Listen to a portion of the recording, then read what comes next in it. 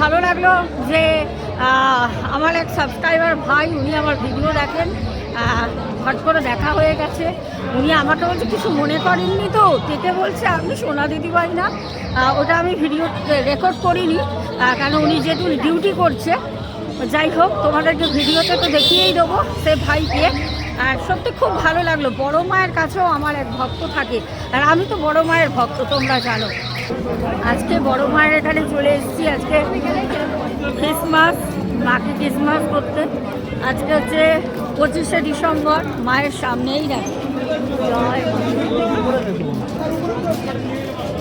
প্রসাদটা নিয়ে নিই, তারপর মাকে পুজো দিতে যাবো।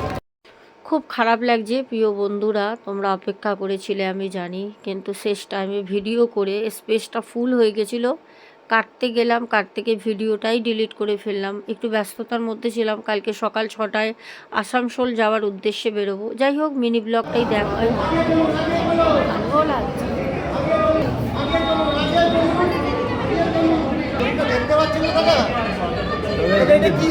সবাই তো আসছে, আমি কি বললাম?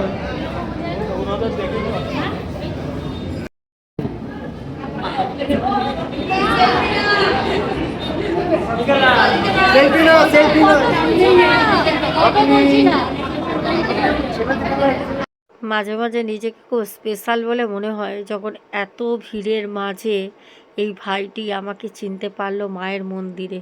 তারপর ভিডিও করছিলাম, ভাই আর কিছু বলেনি।